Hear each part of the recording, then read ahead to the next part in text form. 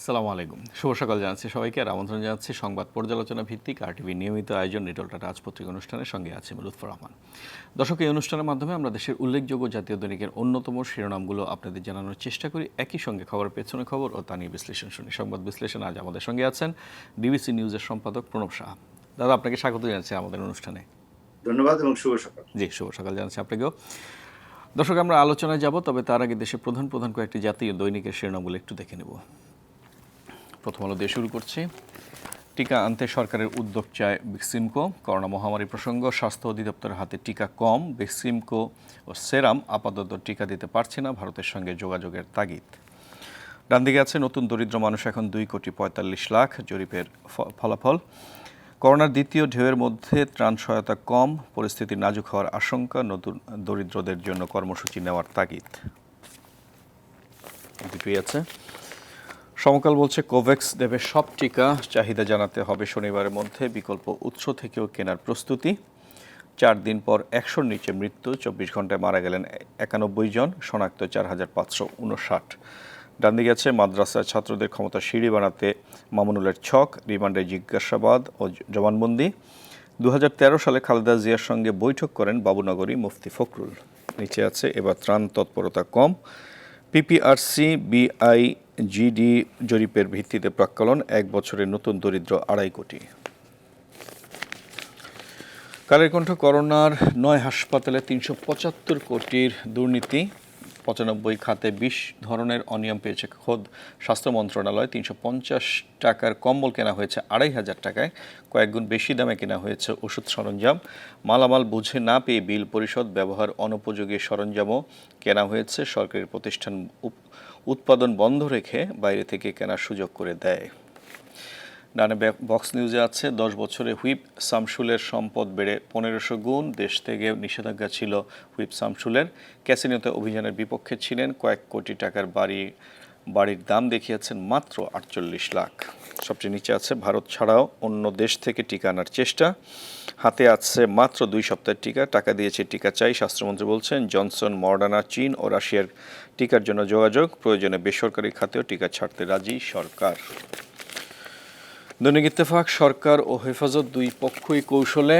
হাইলাইটসে বলা আছে দল বা আলেম ওলামা দেখে নয়, তাণ্ডবে জড়িতদেরই গ্রেপ্তার করা হয়েছে। ওবায়দুল কাদের গণগ্রেপ্তার হচ্ছে না, অপরাধে জড়িতদেরই গ্রেপ্তার করা হচ্ছে বলছেন স্বরাষ্ট্রমন্ত্রী। আক্রমণকারী ও তাদের নির্দেশদাতাদেরকেই সরকার গ্রেপ্তার করছে বলছেন হাসান মাহমুদ। তাণ্ডবে অন্য কোনো শক্তি জড়িত বলে মনে করছে হেফাজত। ডানে আছে নগদ সহায়তা পাচ্ছেন 36 লাখ কৃষক শ্রমিক। পেছনে ফ্লাইটের শিডিউল, অনিশ্চয়তায় দুর্ভোগে প্রবাসী শ্রমিকরা। লকডাউন চলাকালে প্রবাসীদের দেশে ফিরতে মানা, আজ থেকে ঢাকা চীন রুটে 4টি উড়োজাহাজ। যুগান্তর, রোগীর তথ্য পাঠাতে সব হাসপাতালের নির্দেশনা, পূর্ণাঙ্গ হিসাব নেই করোনায় মৃত্যুর।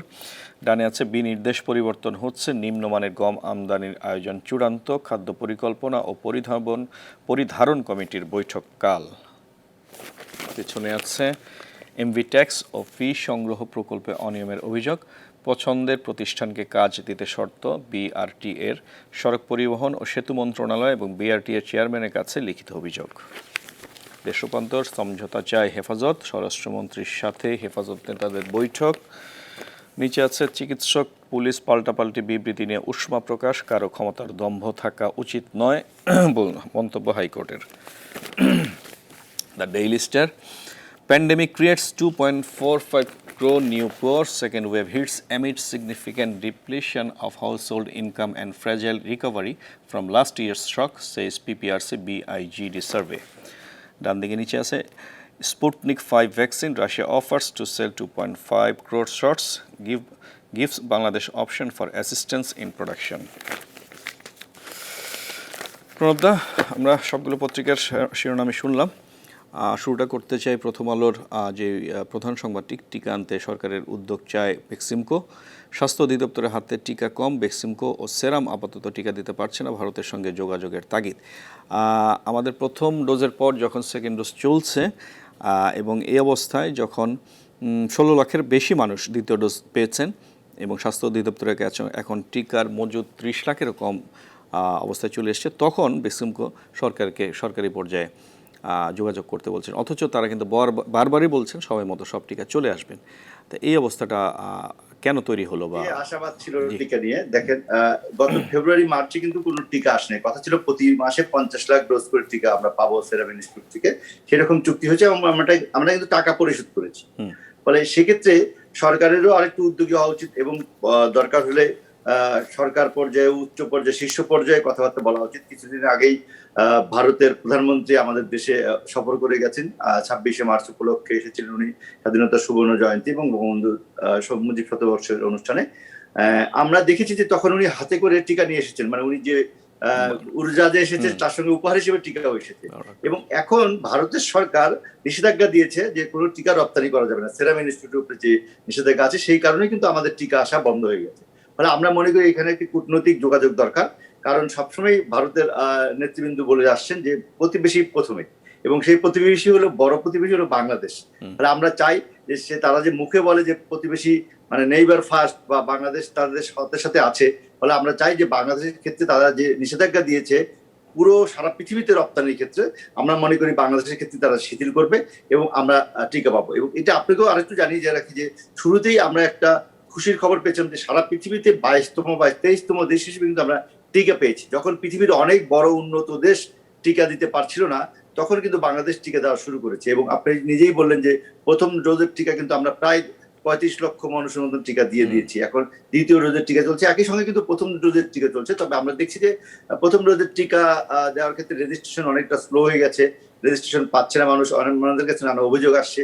দ্বিতীয় টিকা দেওয়ার ক্ষেত্রে একটু স্লো গতি আমরা দেখছি। ফলে আমরা চাই যে যারা প্রথম ডোজের টিকা নিয়েছে তাদের দ্বিতীয় ডোজটি যেন অবশ্যই কমপ্লিট করতে পারে, সরকার সেই উদ্যোগ অবশ্যই নিবে এবং একই সঙ্গে টিকা আসা অব্যাহত যাতে থাকে। এবং আপনি আরেকটি বলেন যে স্পুটনিক, যেটা রাশিয়ান টিকা বা চীনের যে টিকা, আমরা এই দুটি জায়গা থেকে টিকা আনবো কিনা সে ব্যাপারেও সরকার দ্রুত পদক্ষেপ নেবে বলে আমরা আশা করি। কারণ স্বাস্থ্য বিভাগের অনেক সাফল্য ঠিক বলবো না, আমরা ব্যবস্থাপনার ক্ষেত্রে অনেকটা সন্তুষ্টি আমরা জানিয়েছিলাম যখন আমাদের এই মহামারীতে করোনার আক্রমণ অনেকটা কমে গিয়েছিল। আপনি জানেন যে আমাদের নভেম্বর, ডিসেম্বর এবং জানুয়ারিতে এসে আমরা অনেক স্বস্তির অবস্থায় ছিলাম এবং তখন অনেকটাই গা ছাড়া অবস্থায় চলে গিয়েছিল স্বাস্থ্য মন্ত্রণালয়, স্বাস্থ্য বিভাগ। তারই কিন্তু কুফল কিছুটা আমরা এখন পাচ্ছি। আমাদেরকে নতুন করে লকডাউন দিতে হয়েছে এবং নতুন করে আমরা এই শনাক্তের হার প্রায় 22-23-এ উঠে গেল এবং প্রতিদিন আমরা প্রায় 7,000 পর্যন্ত রোগী শনাক্ত হলো, কিন্তু মৃত্যু আমরা 112 জন পর্যন্ত দেখলাম, যে মৃত্যু আমাদের 5 জনে নেমে গিয়েছিল, বা যেই শনাক্ত আমরা প্রায় 250 জনে নেমে গিয়েছিল প্রতিদিন। ফলে এই যে অবস্থাটা হলো, তা আমরা মনে করি সেজন্য টিকার ক্ষেত্রে যারা এরকম কোনো বিপর্যয়কর অবস্থার মধ্যে আমরা না পড়ি সেটি দেখতে হবে।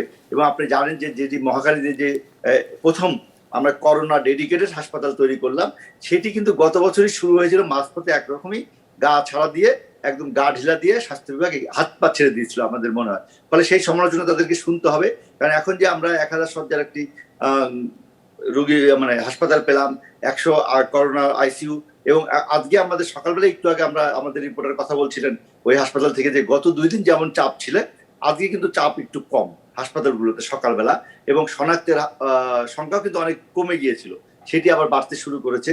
এটি আমরা প্রায় 34,000 আমরা পরীক্ষা করতাম ডেইলি, সেইটি নেমে গিয়েছিল কিন্তু 16,000-এ, এটি আবার এখন 24,000-এ উঠেছে এবং আমরা শনাক্তের সংখ্যাও কিন্তু আমরা 4,000 পার হয়ে যাচ্ছে। ফলে আমরা দেখছি যে এই যে ব্যবস্থাপনা এবং এই লকডাউন বা বিধিনিষেধ যাই হোক না কেন, রাজনৈতিক নেতারা বলে লকডাউন, আর সরকারের প্রশাসন থেকে যে প্রজ্ঞাপন জারি হয় সেখানে তারা লকডাউন দেখতে রাজি না। এগুলো একটি সমন্বয়হীনতা, কারণ মানুষের মধ্যে যেটি সহজভাবে বোধগম্য সেটি কিন্তু বেশি প্রচার করতে হবে। এখন রাজনৈতিক নেতা, আমাদের প্রধানমন্ত্রী বললেন, আমাদের ওবায়দুল কাদের সড়ক পরিবহন মন্ত্রী উনি বলেন, জনপ্রশাসন মন্ত্রী বলেন, কিন্তু প্রজ্ঞাপনে কেন লকডাউন লিখতে পারবেন না আমাদের সরকারি প্রশাসনিক কর্মকর্তারা, এটা আমাদের বোধে আসে না। ফলে আমরা মনে করি এই সমন্বয়গুলো একটু দূর করা, সমন্বয়হীনতাগুলো দূর করা উচিত। আর আমি মনে করি যে স্বাস্থ্য বিভাগের আমরা তো একটু সমালোচনা করি, অনেক খবর আছে, আপনি অনেকগুলো খবর আজকেও পড়লেন যে 10 মাস যদি করোনার চিকিৎসা সরঞ্জাম হাসপাতালে পড়ে থাকে, এই বিমানবন্দরে পড়ে থাকে, আমি ভুল বলার জন্য বিমানবন্দরে পড়ে থাকে এবং নষ্ট হয়, এবং আমাদের 15 দিনের মধ্যে আমরা একটা হাসপাতাল তৈরি করে মানে চালু করতে পারলাম করোনা ডেডিকেটেড, সেটি কেন 2 মাস আগে চালু হলো না, 3 মাস আগে চালু হলো না? এই সমালোচনা কিন্তু শুনতে হবে স্বাস্থ্য বিভাগকে, স্বাস্থ্য মন্ত্রণালয়কে। এবং এর মধ্যে স্বাস্থ্য সচিবও পরিবর্তন হয়েছে, নতুন সচিব এসেছেন, আমাদের মন্ত্রী অবশ্য অনেকদিন আগে থেকে আছেন, ফলে তাকে মাঝে মধ্যে আমরা মুখ লুকিয়ে দেখতে দেখি, আবার কখনো কখনো খুব বেশি সড়ক কথাবার্তা বলেন। কিন্তু যখন ক্রাইসিস দেখি তখন উনি আস্তে করে একটু চুপ করে যান বলে আমাদের মনে হয়। ফলে আমরা তার নেতৃত্বেই এই করোনা মহামারী মোকাবেলায় কাজ চলবে। নিশ্চয়ই স্বাস্থ্য মন্ত্রণালয় নেতৃত্ব দিবে এবং তাদেরকে এই ক্ষেত্রে সচেষ্ট হতে হবে। এবং আমরা মনে করি যে সরকারের আন্তরিকতা যদি বলেন, প্রধানমন্ত্রীর সক্রিয়তা বা প্রধানমন্ত্রীর যে দ্রুত কাজ করা এবং সিদ্ধান্ত দেওয়ার যে প্রশংসিত পদক্ষেপ আমরা দেখি, তার সাথে মিলিয়ে আমরা প্রশাসন বা বিশেষ করে স্বাস্থ্য মন্ত্রণালয় কিন্তু আমরা এই কথাটা কিন্তু আমরা গত বছর থেকে বারবার বলে আসছি। আসলে প্রধানমন্ত্রী যেই দ্রুত গতিতে বা যেই গতিতে কাজ করছেন, তার প্রশাসন বা তার মানে ওনার সঙ্গে আসলে সমন্বয়টা রাখতে পারছেন না বাকিরা। উনি যত দ্রুত সিদ্ধান্তগুলো দিতে পারছেন, কিন্তু আমরা প্রশাসনের ক্ষেত্রে বা মন্ত্রণালয়ের ক্ষেত্রে কিন্তু সেই ধরনের আমরা আসলে বাস্তবায়নটা দেখতে পাচ্ছি না। এখানে দাদা একটু বিরতিতে যাব, তার আগে টিকার প্রসঙ্গটি একটু আলোচনা করে ফেলি। যেটা সমকাল বলছে কোভ্যাক্স দেবে সব টিকা।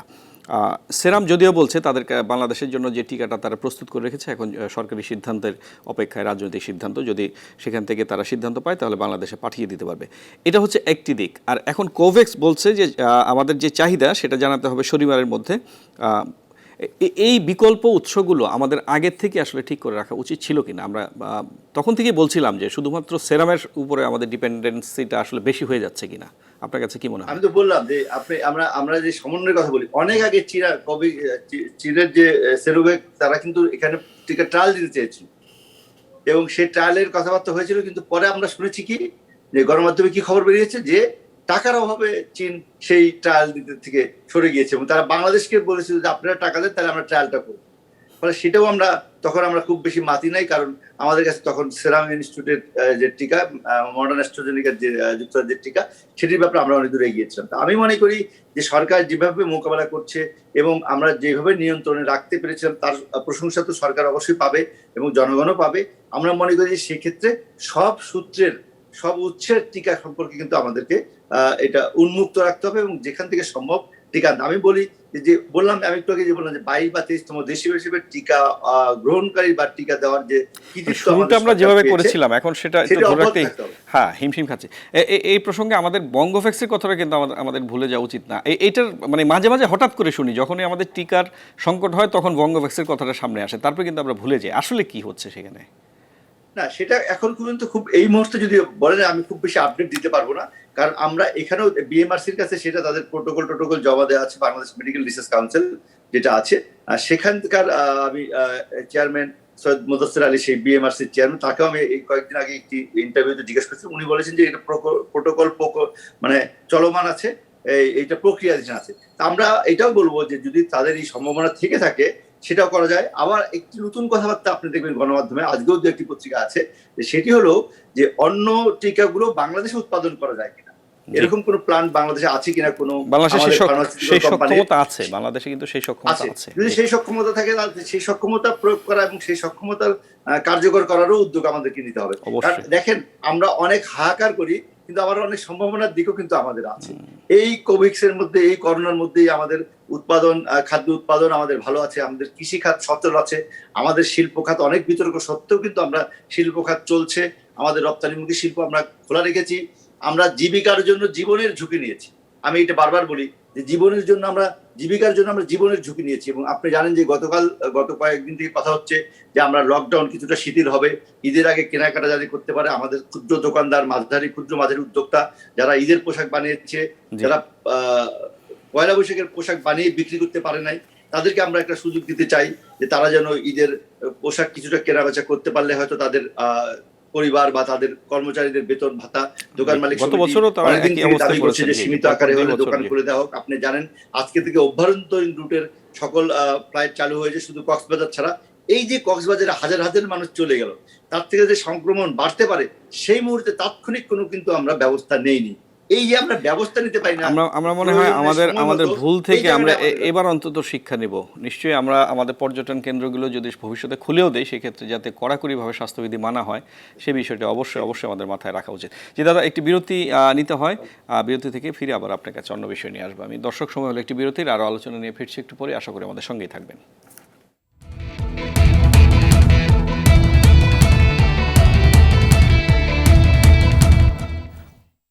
দর্শক, বিরতির পর আবার স্বাগত জানাচ্ছি আমাদের নিয়মিত আয়োজন নেটওয়ার্ক টাটা আজ পত্রিকা অনুষ্ঠানের সংবাদ বিশ্লেষণ। আমাদের সঙ্গে আছেন ডিবিসি নিউজের সম্পাদক প্রণব সাহা। দাদা, এবার আমরা আরেকটা বিষয় নিয়ে একটু আলোচনা করি। প্রথম আলো যেটি বলছে, নতুন দরিদ্র মানুষ এখন 2,45,00,000। এটি জরিপের ফলাফল এটি। করোনার দ্বিতীয় ঢেউয়ের মধ্যে ত্রাণ সহায়তা কম, পরিস্থিতি নাজুক হওয়ার আশঙ্কা, নতুন দরিদ্রদের জন্য কর্মসূচি নেওয়ার তাগিদ। করোনাকালে বেকার হওয়া 8%, আর কাজ পায়নি। শহরে বস্তিবাসীর 10%, গ্রামে ফিরে গিয়ে আর ফেরেনি। শহরে স্বাস্থ্য, শিক্ষা, পরিবহন সহ বিভিন্ন খাতে মানুষের ব্যয় বেড়েছে। এটি কালকে পিপিআরসি এবং বিজিআইডির একটি গবেষণা, এটা আমরা কালকে পেয়েছি। এবং যেটি হচ্ছে যে এই যে নতুন করে 2.5 কোটি মানুষ গরিব হয়ে গেল, আসলে দারিদ্রটা একটু শব্দটা বললে একটু কম মানুষ বুঝতে পারছে, গরিব হয়ে গেছে অনেক মানুষ। এবং আপনি এখানে ঠিকই উল্লেখ করেছেন যে গতকাল গবেষণা বলেছে যে গতবার যে যারা গরিব হয়েছিল তাদের মধ্যে বেকার হয়েছিল তাদের মধ্যে 8 ভাগ কিন্তু আর চাকরি ফিরে পায়নি। তার মানে 1 বছরেও যখন আমাদের পরিস্থিতি অনেক ভালো হয়েছে, আমরা রোগী কমে গিয়েছে, শনাক্ত কমে গিয়েছে, সবকিছু স্বাভাবিক হয়েছিল, অনেকটাই স্বাভাবিক। আপনি যদি ডিসেম্বর জানুয়ারি মাস দেখেন, সেই ক্ষেত্রে তারা যে বেকার যারা হয়ে গেছিল তাদের মধ্যে 8 ভাগ কিন্তু চাকরি ফিরে পায়নি। এবং তারপরে আবার নতুন করে যে প্যান্ডামিক শুরু হলো, এবার কিন্তু আরো কিছু লোক বেকার হবে। ফলে এই যে বেকারত্বের সংখ্যা বাড়বে এবং একই সঙ্গে মানুষের আয় কমে যাবে, তার জন্য যথেষ্ট উদ্যোগ কিন্তু আমরা দেখছি না এখন পর্যন্ত। আমাদের কাছে দুটি খবর আসে, সেটি হলো আমরা গতকালও ত্রাণ দুর্যোগ মন্ত্রী মহোদয়ের বক্তব্য শুনছিলাম। আমি আরেকটু খবর নিচ্ছিলাম যে কত টাকা এখন আমি দেখছি যে দুটি জায়গায় প্রায় 1500 কোটি টাকার মতন সরকার একটি পরিকল্পনা করেছে গরিব মানুষকে দেওয়ার জন্য ত্রাণ সহায়তা হিসেবে, ত্রাণ দুর্যোগ মন্ত্রণালয় থেকে, প্রধানমন্ত্রীর কার্যালয় থেকে। এই টাকাগুলো বিতরণের ক্ষেত্রে আমরা খুবই বলতে চাই যে গতবার যারা টাকা পেয়েছিল বা গতবার এই তালিকা করতে গিয়ে কিন্তু অনেক 9-6 খবর আমাদের কাছে এসেছিল। আমরা চাই যে এই 9-6 যাতে না হয়, যথাযোগ্য সত্যিভাবে যারা গরিব হয়েছে, সত্যি যারা বেকার হয়েছে, সত্যি যাদের আয় কমে গিয়েছে এবং যারা তেমন মানুষ যাদের লকডাউন থাকলে বা বিধিনিষেধ থাকলে দিনের আয় বন্ধ হয়ে যায়, সেই সমস্ত মানুষকে চিহ্নিত করে এই সহায়তাটা দেওয়া হতো। এই ক্ষেত্রে আমি সুনির্দিষ্টভাবে একটি কথা বলতে চাই, গতবারও আমরা বলেছি যে এই ক্ষেত্রে স্থানীয় সরকারের যারা আছেন তাদেরকে কাজে লাগানো। এটি শহর থেকে গ্রাম পর্যন্ত ইউনিয়ন পরিষদের সদস্য যারা আছেন, ইউনিয়ন পরিষদের চেয়ারম্যান যারা আছেন, তারা কিন্তু তার এলাকার গরিব মানুষটির খবর জানেন। আমাদের ঢাকা শহরে যারা ওয়ার্ড কাউন্সিলর আছেন, তারা কিন্তু জানেন যে তার এলাকার কোন মানুষটি গরিব, কোন মানুষটির আয় বন্ধ হয়ে গিয়েছে, কোন মধ্যবিত্তটি চাকরি হারিয়েছে কিন্তু সে কারো কাছে হাত পাততে পারছে না, কিন্তু তার অসহায় অনেক বেশি বেড়েছে। গতবার যখন তালিকাটি করা হয়, যাদের কথা বলছেন আপনি জনপ্রতিনিধি, তাদের বিরুদ্ধে কিন্তু অনেকের বিরুদ্ধে দুর্নীতির অভিযোগটা উঠেছিল। পরে কিন্তু প্রশাসনের সহায়তা আমরা চাইবো যে এটি যাতে সঠিকভাবে হয়। দেখেন, এর মধ্যে আমরা ব্যাংকের খবর পেয়েছি যে 10,000 মানুষ কোটিপতি হয়েছে নতুন করে এই গত কয়েক মাসে। এই যে জায়গাগুলো আমরা দেখছি, সেটা তো বৈশ্বিকভাবে হচ্ছে, যার সম্পদ আছে বেড়েই চলেছে। যার সরকারকে এবং এসইউভি গাড়ির বিক্রি বেড়েছে গত জানুয়ারি ফেব্রুয়ারি মাসে, যে গাড়ির দাম 35 লক্ষ টাকা থেকে 50 লক্ষ টাকা। এই ফিচারগুলো আছে, এগুলো হয়তো অর্থনীতির উন্নতির স্মারক হিসেবে কেউ কেউ বলবেন, কিন্তু আমরা চাই সরকারের রাজনৈতিক কর্তৃপক্ষ, মন্ত্রী, সংসদ সদস্য যারা আছেন তারা, এবং স্থানীয় সরকারের যারা নির্বাচিত জনপ্রতিনিধি, এবং সঙ্গে মাঠ পর্যায়ের প্রশাসন। আজকে আমরা একটি খবর করছিলাম যে মাঠ পর্যায়ের প্রশাসনের অনেক লোক কিন্তু করোনায় আক্রান্ত হয়েছে, তা সত্ত্বেও তাদের জন্য ক্ষতিপূরণের ব্যবস্থা করা হয়েছে। আপনার আমার জন্য কিন্তু কোনো ক্ষতিপূরণ নাই, কিন্তু মাঠ পর্যায়ের প্রশাসনের জন্য ক্ষতিপূরণ আছে, আইন শৃঙ্খলা বাহিনীর জন্য ক্ষতিপূরণ আছে। আমরা গতবারও দেখেছিলাম সাংবাদিকদের জন্য কিছুই নেই। ব্যাংকের কোন কর্মকর্তা যদি করোনায় আক্রান্ত হয়ে মৃত্যুবরণ করেন, তার জন্য কিন্তু ক্ষতিপূরণ আবার এসেছে, যেটি বন্ধ হয়ে গিয়েছিল। ফলে এই একটি ঝুঁকি তো আমাদের সবাইকেই নিতে হচ্ছে। যে আমার যে রিপোর্টারটি আজকে সকালবেলা 2-3টি হাসপাতালে ঘুরে বেড়াচ্ছে, তারও কিন্তু করোনার ঝুঁকি, কিন্তু তার জন্য কোনো ঝুঁকি ভাতাও নাই। তার বেতন ভাতাটাই একটা অনিশ্চিত। আমাদের টেলিভিশনগুলো এই করোনাতে, পত্রিকা গণমাধ্যমগুলো যেভাবে ক্ষতিগ্রস্ত হয়েছে, তারা কিন্তু কোনো প্রণোদনা আমরা সেইভাবে পাইনি। ফলে সেটিও সরকারকে বিবেচনা নিতে হবে। একই সঙ্গে আমি মনে করি যে এই ত্রাণ সহায়তার জন্য যারা গরিব হয়ে গেছে, এই যে 2.5 কোটির কথা আমরা পেলাম, এটি কতটা সত্য আমরা ধরে নিচ্ছি, তারপরে সরকার নিশ্চয় যাচাই বাছাই করে একটা ব্যাখ্যা দিতে হবে। এবং এই মানুষগুলো যারা সত্যি সত্যি গরিব হয়ে গিয়েছেন করোনার কারণে, যারা চাকরি হারিয়েছেন, এবং আমি যে মধ্যবিত্তের কথা বলছি, যাদের হাত পাতার কোনো উপায় নাই সামাজিক লজ্জার কারণে, আমি মনে করি সরকার এবার তাদের দিকে একটু বিশেষভাবে খোঁজ খবর নিবে। যে মানুষটি একসময় চাকরি করতে 20,000, 25,000, 30,000 টাকায়, যার চাকরি চলে গেছে, যে চাকরি ফিরে পায়নি, ওই যে 8% কথা বলা হচ্ছে, তাদেরকেও যেন কোনো সাহায্যের ব্যবস্থা সরকার করে, বা কোনো কর্মসৃজন প্রকল্প নেওয়া হচ্ছে অনেক নতুন কর্মসংস্থানের, সেখানে যেন তাদেরকে প্রোভাইড করা হয়। আর আরেকটি তথ্য আপনিও বললেন, সেটি কালকে আমরা দেখেছি যে অনেক মানুষ গ্রামে ফিরে গেছে। যারা গ্রামে ফিরে গিয়েছে, ফলে গ্রামের অর্থনীতির ক্ষেত্রে যাতে সচল থাকে টাকা, সেক্ষেত্রে সরকারকে উদ্যোগ নিতে হবে এবং বিভিন্ন নিশ্চয়ই কাজের সরকার সেই জন্য উদ্যোগ নেবে, আমরা তেমনটাই আশা কাজের করতে পারি। বিভিন্ন টাকা, আমাদের এগুলো আরো চলে। আরো আরো কয়েকটা বিষয় আছে, খুব ছোট করে আমাদের একটু আলোচনা করতে হবে। দৈনিক ইত্তেফাক যেটা বলছে, সরকার ও হেফাজত দুই পক্ষই কৌশলে, অনেকগুলো হাইলাইটস আছে, সেটা আমি পড়েছিলাম, এখন আর সময় স্বল্পতার কারণে পড়তে চাচ্ছি না। দেখেন, হেফাজত এবং সরকার মানে ক্ষমতাসীন রাজনৈতিক দল এবং সরকার, তারা কিন্তু গত 2013 সালের মে মাসের ঘটনার পর থেকে আমরা দেখছি যে দুই পক্ষ কিছুটা সমঝোতার মধ্যে দিয়ে চলেছে। এটা সত্যি, এটি কোনো অস্বীকার করার উপায় নেই। এবং সেক্ষেত্রে কোথাও কোথাও তাল কেটে গেলে আমরা এই সমস্ত তাণ্ডব দেখি, যেটি ভারতের প্রধানমন্ত্রী নরেন্দ্র মোদীকে আগমনকে কেন্দ্র করে হলো। এবং এই নরেন্দ্র মোদীর প্রতিবাদ কেউ করতেই পারে রাজনৈতিকভাবে, কিন্তু তার সাথে বঙ্গবন্ধুর ভাস্কর্য ভেঙে ফেলা, বঙ্গবন্ধু মুরালে আগুন দেওয়া, বঙ্গবন্ধু নাম ফলক নামিয়ে ফেলা, এই তাণ্ডব যারা করেছে তার মধ্যে বড় ধরনের রাজনীতি আছে। এবং সেখানে ক্ষমতাসীন আওয়ামী লীগকে ভাবতে হবে যে যখন তারা মুজিব শতবর্ষ পালন করছে, তখন যারা বঙ্গবন্ধুর মানে ভাস্কর্য ভেঙে ফেলে বা ভাস্কর্য বসানোর প্রতিবাদ করে, ভাস্কর্য বসানোকে ঠেকিয়ে দেয়, সেই রাজনীতি কিন্তু বঙ্গবন্ধুর 100তম জন্মদিন পালন করার ক্ষেত্রে, শতবর্ষ পালন করার ক্ষেত্রে, আর মুক্তিযুদ্ধের সুবর্ণ জয়ন্তী পালন করার ক্ষেত্রে এই রাজনীতির উত্থান কেন হলো, ক্ষমতাসীন দল 10 বছর থাকার পর, 12 বছর থাকার পরও, সেটা তাদেরকেই বিশ্লেষণ করতে হবে এবং তাদেরকেই প্রতিরোধ ব্যবস্থা গড়ে তুলতে হবে এবং তাদেরকেই রাজনৈতিক এবং প্রশাসনিক এবং আইন শৃঙ্খলাগত ভাবে তাদেরকে ব্যবস্থাটা নিতে হবে। কারণ যে তাণ্ডব করেছে, সেই তাণ্ডবের সুযোগ তারা পেয়েছে এই গোপন সমঝোতাই বলি বা কিছুটা বন্ধুত্বপূর্ণ আচরণ বলি, সেই আচরণ যে ঠিক ছিল না সেটি প্রমাণ হয়েছে। আমরা মনে করি রাজনৈতিক কর্তৃপক্ষ যথাযথভাবে গত পরশুদিনও স্বরাষ্ট্রমন্ত্রীর সাথে বৈঠক করেছেন হেফাজত নেতারা গিয়ে, এবং হেফাজতের নেতা বিবৃতি দিয়ে বলেছেন যে 26 তারিখে তাদের কোনো কর্মসূচি ছিল না। তাহলে কারা এগুলো করলো সেটা হেফাজত নেতাদেরকেও কিন্তু ভেবে দেখতে হবে, কারণ তাদের প্রতি তারা বলছেন যে তৃতীয় পক্ষ এখানে কোনো তাণ্ডবে অন্য কোনো শক্তি জড়িত বলে মনে করছেন। তাহলে কারা জড়িত, নিশ্চয়ই তারা সেটা খুঁজে বের করার দায়িত্ব তাদের। তাহলে হেফাজত ইসলামকে ভাবতে হবে যে কারা জড়িত, তাদের ভাবমূর্তি নষ্ট হচ্ছে। আমরা একটি ধর্মীয় সংগঠন হিসেবে তাদেরকে দেখতে চাই, তাদের সেই সম্মানও আমরা করতে চাই, তাদের সেই সম্মান রক্ষার ব্যবস্থা তাদেরকে করতে হবে এবং একই সঙ্গে সরকারকে ব্যবস্থা নিতে হবে, মানুষের জানমালের নিরাপত্তা কিন্তু দিতে হবে। আরেকটি বিষয় দিয়ে আজকে আলোচনাটা ইতি টানতে চাই, একবার শেষ হয়তো 1.5-2 মিনিটে আমরা দাঁড়িয়ে আছি। বিনির্দেশ পরিবর্তন হচ্ছে, নিম্নমানের গম আমদানির আয়োজন চূড়ান্ত, খাদ্য পরিকল্পনা ও পরিধারণ কমিটির বৈঠক কাল। কেন এমনটি হয় বাংলাদেশে? আসলে আমাদের এগুলো জানি না। এটা তো অনিয়ম, দুর্নীতি এবং এর মধ্যে টাকার ব্যাপার থাকে, এটা বরাবরই আমরা বলি। এক্ষেত্রে সতর্ক হতে হবে সরকারের যারা আছেন, খাদ্য পরিধান কমিটিতে যারা আছেন। গমের কথা আমি অনেক গম নিয়ে কিন্তু আগের খাদ্যমন্ত্রীরাও ভুগেছে, পরে নতুন খাদ্যমন্ত্রী না ভুগুক সেটা আমরা চাই। আমরা গমের পোকা খাওয়া গমের আমদানি করতে দেখেছি। এবং আরেকটি কথা, আপনার সাথে যখন কথা বলছিলাম তখন আমি আরেকটি টেলিভিশনে রিপোর্ট দেখছিলাম যে ধান কাটতে শুরু করেছে আমাদের কৃষকরা। নওগাঁর একটি বিলের খবর দেখছিলাম একটি টেলিভিশনে, যে বলছে যে ধান কাটা শুরু হয়েছে, ধান ভালো হয়েছে উৎপাদন, বৃষ্টি হয় না জন্য। কিন্তু এই ধান যখন সব পুরো কাটা হবে, যখন মার্কেটে যাবে, এই বাজারে যাবে, তখনই ধানের দাম কমে যাবে। কালকে এই খাদ্য পরিধান কমিটি কিন্তু ধানের দাম নির্ধারণ করে, চালের দাম নির্ধারণ করে। আমরা মনে করি কৃষককে 2 টাকা বেশি দেওয়া উচিত। তাতে যদি আপনার আমার মতন মানুষের 2 টাকা বেশিতে চাল কিনে খেতে হয়, আমি তাও রাজি আছি। তবে আমাদের যে কৃষক এই করোনা উপেক্ষা করে মাঠে গিয়ে, জনগণ কিন্তু চালের দাম কিন্তু ঠিকই দেয়, কিন্তু কৃষক কিন্তু তার ধানের দামটা পায় না। তার মানে হচ্ছে সেই কোরিয়া মধ্যস্বত্ব ভোগীরা কিন্তু সব খেয়ে ফেলে।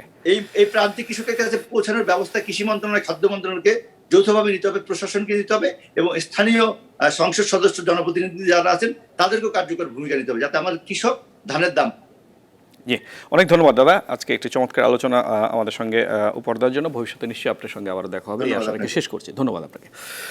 দর্শক, নিটল টাটা আজ পত্রিকা অনুষ্ঠানটি এখানে শেষ করছি। অনুষ্ঠানটি সপ্তাহে প্রতিদিন সকাল 9:10 আপনারা দেখতে পান। দেখার আমন্ত্রণ রইল। করোনাকার মাস্ক পরে শারীরিক দূরত্ব বজায় রেখে নিরাপদে থাকুন আর RTV সঙ্গেই থাকুন। ধন্যবাদ সবাইকে।